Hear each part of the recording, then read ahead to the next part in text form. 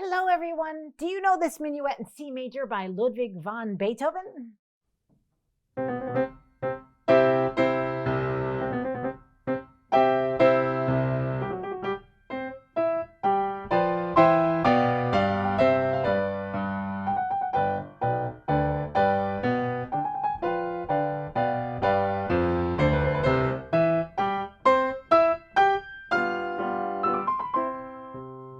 And after there's a beautiful trio section.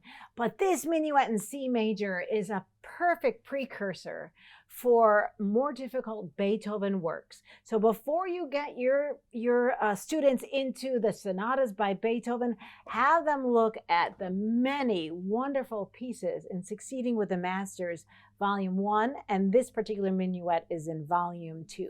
Because in a nutshell, there are so many musical and technical features of these smaller pieces that the student can learn and transfer over the information to the more advanced repertoire. So for example, when students are learning, oh my goodness, 16 notes that have to be exactly together. Do you notice in the overhead camera that I actually shift my weight of both of my hands towards each other so that it can be very clean? And then you'll notice for these big chords and octaves, I really have a good sense of dropping and rolling forward and off the keys.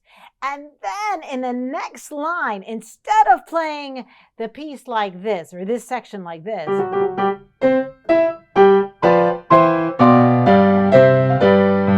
so many of our average students will do.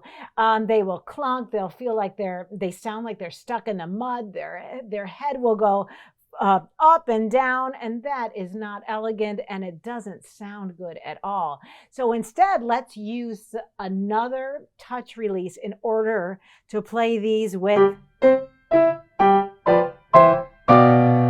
What did I use? Oh my goodness!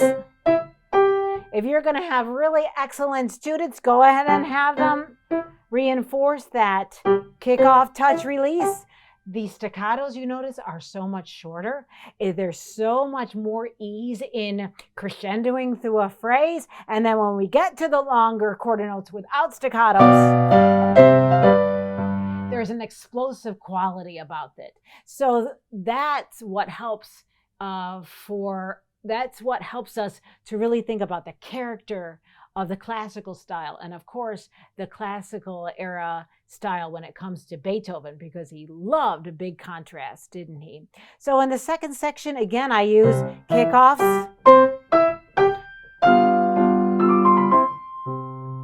Oh my goodness. So please enjoy these wonderful gems. They're pedagogical gems by the master composers. We can tell our students that all of these master composers taught for a living. And there are some wonderful practice strategies in the books, musical characteristics of the era.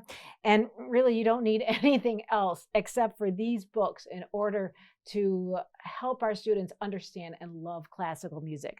There's even a little history lesson as well as biographies for each of the composers. And in this little history lesson for this piece, it says, in 1795, Beethoven composed his 6 minuets of WoO10, which means they were not published in his lifetime.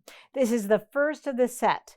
The same year, Beethoven dedicated his first piano sonatas, Opus 2, to Haydn, who had been his teacher for a brief time. So isn't that fantastic information to relay to your students? And you can imagine that this particular minuet was used as kind of a training ground, a practice round for Beethoven to think about and conceptualize a bigger sonata. So enjoy that piece as well as the other ones in Succeeding with the Masters.